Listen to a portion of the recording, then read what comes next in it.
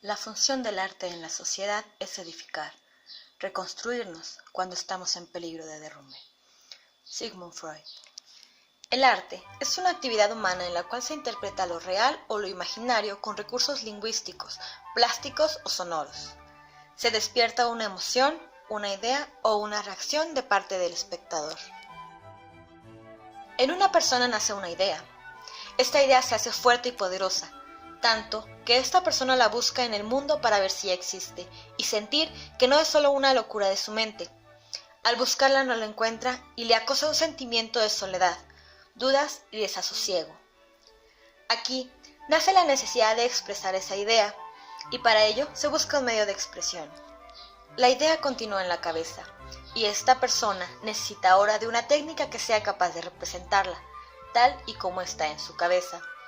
Cuanto más fuerte es la idea, más poder tiene sobre la capacidad expresiva de esta persona, que busca por todos los medios serle fiel y que no se desvíe del mensaje. Por fin, en un momento dado, la idea aparece físicamente delante de la persona, con forma de obra. El propósito del arte es lavar el polvo de la vida cotidiana de nuestras almas. Pablo Picasso. La belleza perece en la vida, pero es inmortal en el arte. Leonardo da Vinci. Las pinturas más antiguas que se conocen fueron realizadas en las paredes de las cuevas donde se resguardaba la especie humana hace 30.000 años, durante el periodo paleolítico. Se comenzó con representaciones de bisontes, caballos y ciervos. Estas representaciones estaban realizadas con pigmentos extraídos de la tierra, compuestos de diferentes materiales pulverizados y mezclados con grasa animal, clara de huevo, extractos de plantas, cola de pescado e inclusive sangre. Se aplicaba con pinceles hechos de varitas o juncos o se soplaba sobre la pared. Estas pinturas representaban una función en los rituales mágicos. Aunque no se conoce con certeza su naturaleza exacta, se cree que pudieron ser creadas por ocio o por la necesidad de tener un lenguaje en una primitiva sociedad. Sin embargo, sea cual sea la razón, este arte es considerado el nacimiento de las muestras artísticas. Dentro de este tipo de pinturas se distinguían dos tipos. El arte franco-cantábrico. Se caracteriza por un gran naturalismo en la representación de los animales, con tonos de manos y signos abstractos. Las figuras se encuentran siempre aisladas, sin formar grupos escénicos. Se percibe una clara evolución en los colores, desde un solo color hasta varios colores. El arte levantino. Estas pinturas se caracterizan por no estar en cuevas oscuras, sino en abrigos a plena luz. Son rojos o negros. Son más esquemáticas y no tan naturalistas. La figura humana se representa profusamente. Las representaciones no están aisladas y superpuestas, sino que se estructuran formando escenas. Logran captar el movimiento, dando la sensación del dinamismo. Al terminar el Paleolítico continuó una evolución en la que se abandonó al naturalismo. Son señalables los huesos humanos y los cilindros de piedra decorados con figuras geométricas en zigzag que se cree representaban ídolos religiosos. Aproximadamente en los años 1100 y 100 a.C., el arte egipcio se desarrolló durante unos 3.000 años con un pequeño valor estético. Los egipcios utilizaban la pintura en los muros de las tumbas de los faraones con representaciones mitológicas y escenas de la vida cotidiana, como la caza, la pesca, la arquitectura y la celebración de banquetes. Se caracteriza por imágenes más conceptuales que realistas. Representan los rasgos anatómicos más característicos combinando las vistas frontales y de perfil de la misma figura. En segundo lugar, la escala de las figuras indica la importancia de las personas, y así el faraón aparece más alto que su consorte, hijos o inclusive los cortesanos. Se distingue una época predinástica, antes del 3000 a.C., una época tinita-menfita o imperio antiguo, 3000 al 2000 a.C., una época tebana o imperios medio y nuevo, 2000 al 1000 a.C., y una época tardía, saíta-tolemaica, ya dentro de la dominación extranjera. El dibujo y la pintura egipcios tenían una función de escritura, simbología y embellecimiento. Los colores ya poseían una simbología. El verde simbolizaba la frescura y la juventud. El negro, la fertilología. El blanco, la luz y el amarillo, la eternidad. Este arte se creaba aplicando los colores con un aglutinante a base de goma arábiga, cera de abeja o clara de huevo, sobre un estucado de yeso previamente preparado. Los pinceles se hacían de juncos manchados por uno de sus extremos y brochas hechas con hojas de palmera. Las principales obras pictóricas fueron el friso de las ocas, la peregrinación de Abidos, Senefer y su esposa, Amenofis II ante el dios Osiris y escena de vendimia. En Grecia, entre los siglos XI y I a.C., se desarrolló el arte griego. Aunque tuvieron su origen en la civilización del Egeo, su evolución posterior la convirtió en uno de los periodos más influyentes de la historia del arte occidental. El arte griego se caracterizó por la representación naturalista de la figura humana, no solo en el aspecto formal, sino también en la manera de expresar el movimiento y las emociones. El cuerpo humano, tanto en las representaciones de dioses como en las de seres humanos, se convirtió en el motivo fundamental del arte griego, asociado a los mitos, a la literatura y a la vida cotidiana.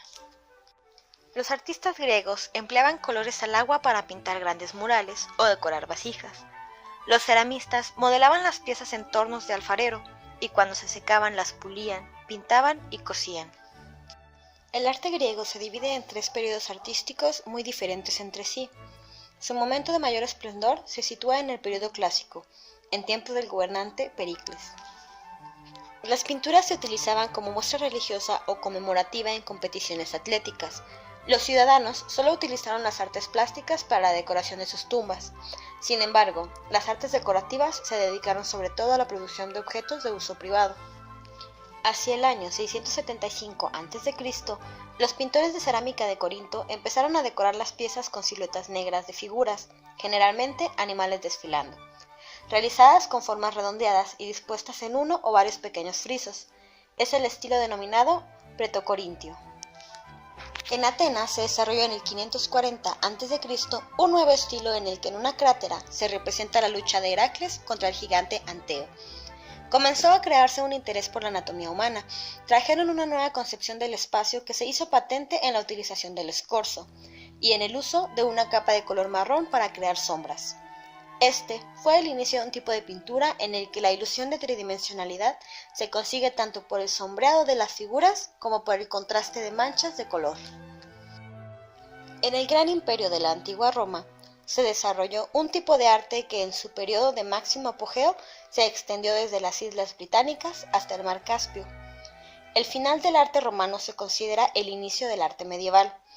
Llegó con la conversión del emperador Constantino I el Grande al cristianismo y con el traslado de la capital del imperio desde Roma a Constantinopla en el año 330.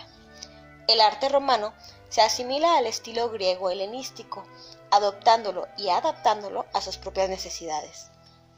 Los artistas romanos conseguían crear la ilusión de realidad utilizando la técnica de perspectiva aérea, mediante la que se representa de forma más borrosa los colores y contornos de los objetos más distantes para conseguir efectos espaciales. En la decoración de los edificios romanos se percibe una clara evolución de los temas que imitan a la arquitectura, mitología o simplemente ornamentales, y con mosaicos de temas históricos, en donde se representa la lucha de Alejandro Magno contra los persas, y también de temas mitológicos y circenses, como los que se encuentran en las principales ciudades hispano-romanas. Al comienzo de la Edad Media se conoce un tipo de arte al que se le denomina gótico, lo que comprende desde la antigüedad grecorromana y el Renacimiento. Este movimiento artístico fue predominante en la época que data alrededor de 1150. Se caracteriza por la exquisita atención a los detalles. Se denota una perspicaz observación de los seres humanos y de la naturaleza por parte del pintor. Las pinturas góticas se caracterizan por las figuras alargadas, que son sumamente decoradas, poco intento de representar el espacio tridimensional, y la perspectiva que se empleaba era poco convincente. En el periodo gótico que siguió, se introdujo un gran repertorio de medios técnicos, y la pintura dejó de ser exclusiva de los monasterios. En el final del XIV siglo, había un movimiento hacia la elegancia mayor, y el refinamiento y un interés de incremento a temas naturales. Las pinturas minuciosamente detalladas de plantas y animales se hicieron un rasgo común en estas pinturas. Entre los diversos estilos de pintura gótica destacan 4 de mayor importancia: el franco-gótico, el sienés, el flamenco y una mezcla de los 3 conocida como el estilo internacional. En el siglo XV, Los pintores flamencos realizan una serie de obras maestras caracterizadas por una gran agudeza en la captación de la realidad y por la precisión en los detalles. Los máximos exponentes de este estilo son Duccio, Simon Martin, Van der Weyden y más. Simultáneamente a la revolución en el mundo de las letras y en el de las ideas, a principios del siglo XV surge en Italia un movimiento artístico conocido como la Rinascita, que alcanzaría un impulso extraordinario, durante el cual se produce un fuerte proceso de liberación de la individualidad del artista. Siguiendo los modelos de la antigüedad clásica grecorromana y gracias a la búsqueda de las bases científicas del arte, surge en Florencia el primer Renacimiento, correspondiente al siglo XV o 400. Durante la segunda fase del Renacimiento o Cinquecento en el siglo XVI, la hegemonía cultural pasó de Florencia a Roma, donde los papas, con su labor de mecenas culturales, fueron auténticos impulsores del arte. Los artistas generalmente mostraban en sus pinturas el cielo y santos, y llevaron poca relación a lo que se encontraba en la tierra. Sin embargo, el hombre comenzó a comprender su importancia y efectos sobre el mundo. Las figuras se hicieron más realistas, el espacio se hizo más verdadero, y la historia cristiana comenzó a ser vista en un punto de vista más humano. Comenzando con los trabajos estilizados de Giotto y Masaccio, el Renacimiento culminó en creaciones monumentales de Leonardo, Rafael y Miguel Ángel. El desarrollo de los principios de perspectiva lineal permitió a los pintores conseguir la ilusión de espacio tridimensional. Muchos de los artistas del primer Renacimiento, como Paolo Uccello, Piero della Francesca y Andrea Mantegna, se valieron del empleo dramático de la perspectiva y del escorzo en su dibujo para producir la ilusión de la prolongación de un objeto o figura en el espacio. La exploración de la anatomía condujo a un mayor entendimiento de la representación de la forma humana. También se empezaba a utilizar la pintura al óleo, desafiando a la antigua supremacía del temple y del fresco. Los pintores que explotaban el potencial de la nueva técnica trabajaban superponiendo estratos de veladuras de óleo transparentes y los lienzos sustituyeron a las antiguas tablas. Un poco más tarde, los artistas, sobre todo los que trabajaban en Venecia, destacaron por los tonos cálidos en sus óleos. En este periodo podemos nombrar artistas como Masaccio, Botticelli, Leonardo da Vinci, Miguel Ángel, Rafael, Correggio, Tiziano, el Veronés, entre otros. Asimismo, entre los siglos XV y XVI se desarrolló el estilo manierista, término proveniente del empleo de la palabra maniera, queriendo decir la elegancia y significando la gracia, el equilibrio y la armonía. El manierismo se caracterizó por su estilo sofisticado, artificioso y muy intelectual. El manierismo estuvo caracterizado por un empleo de colores brillantes, casi chillones, composiciones complicadas, exageración en las formas y el movimiento dramático. Se confería más importancia a la complejidad y a la distorsión que a la armonía de las líneas, al color o a la composición. En el manierismo, hasta las pinturas religiosas resultaban inquietantes para el espectador. Entre los pintores de este estilo destacan Pontormo, Rosso, Fiorentino, Parmigianino, Tintoretto y Bronzino. El más conocido de los manieristas tardíos es el Greco. Al periodo transcurrido entre 1600 y 1750 surgido en Roma se le denomina barroco.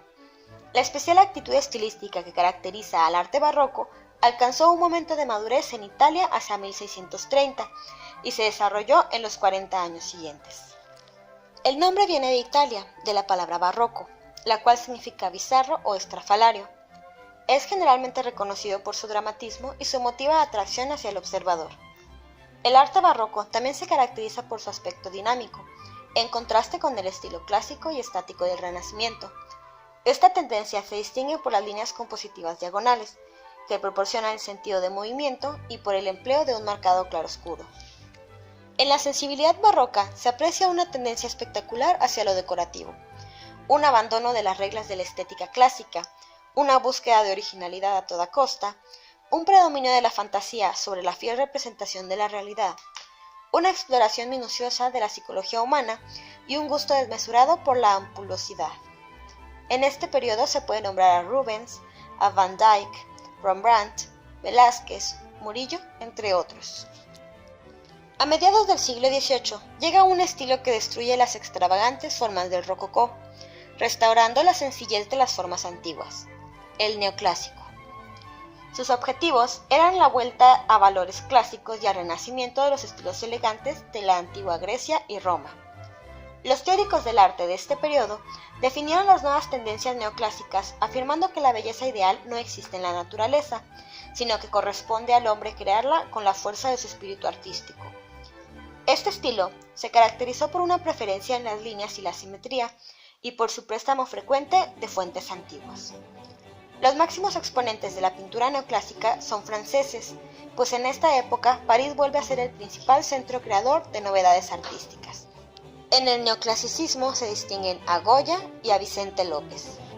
Durante la etapa tardía del siglo XVIII y los inicios del siglo XIX, un movimiento en las artes prospera en Europa del Norte y Estados Unidos, el romanticismo.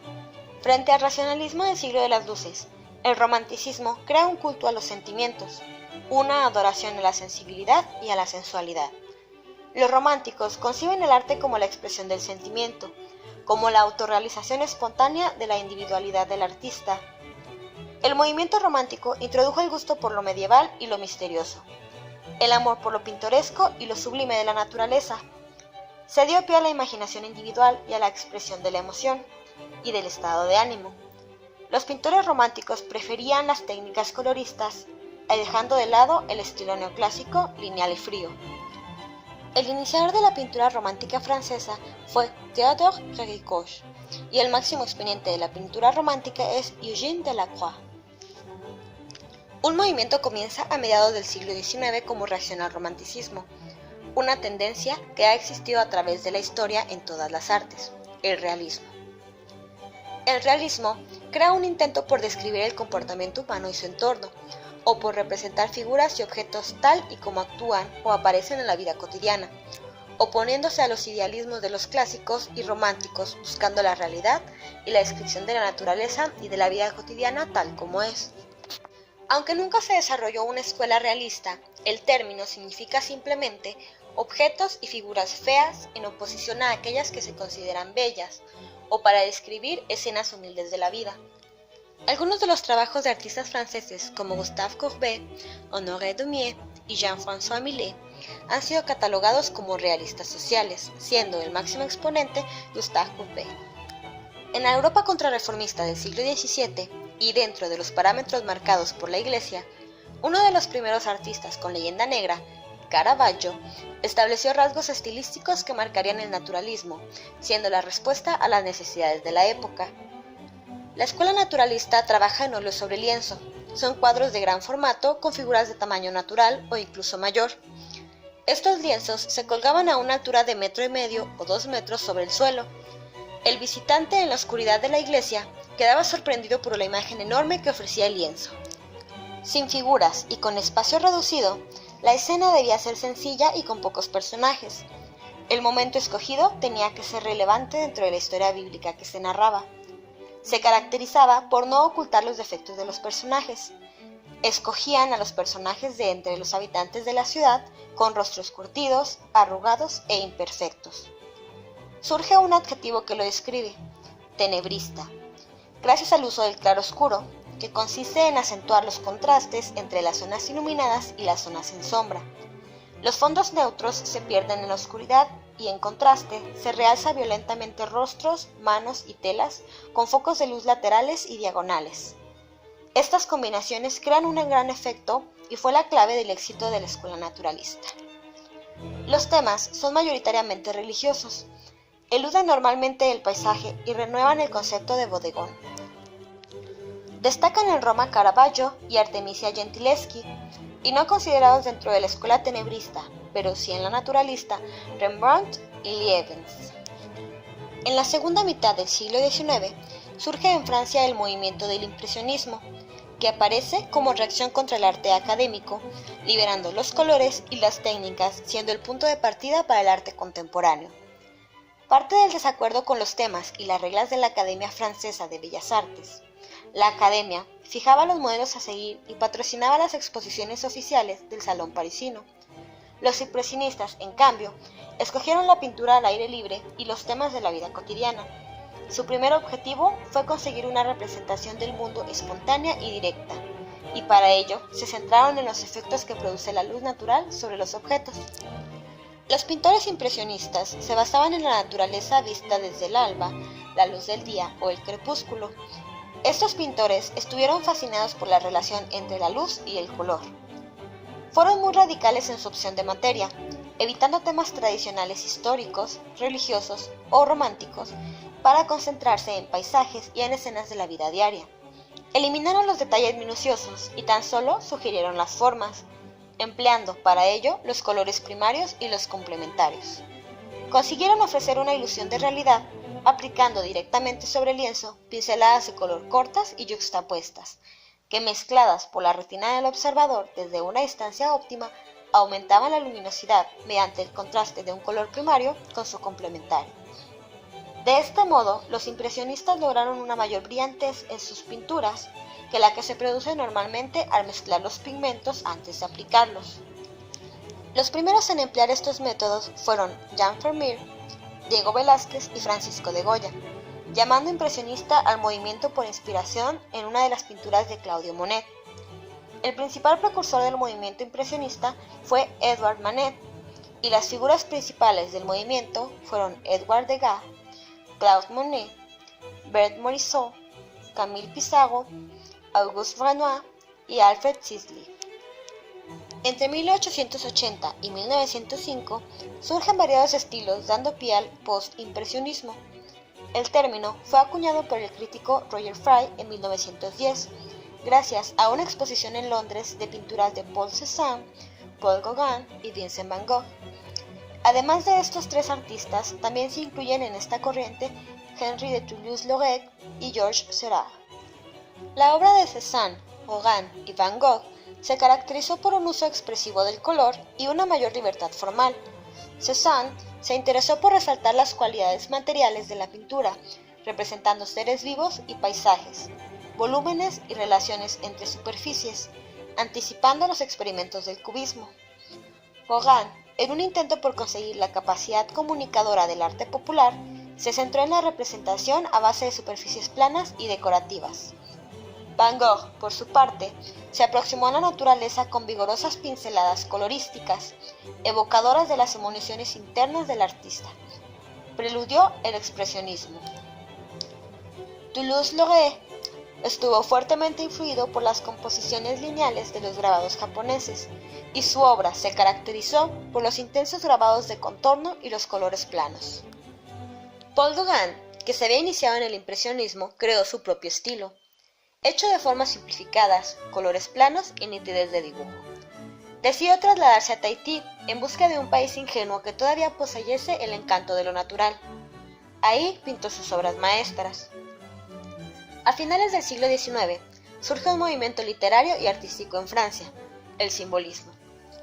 Los artistas simbolistas rechazaron el realismo, creyendo y mostrando en sus pinturas que las ideas y los estados de mente debían transportar, en lugar de simplemente describir el mundo visible.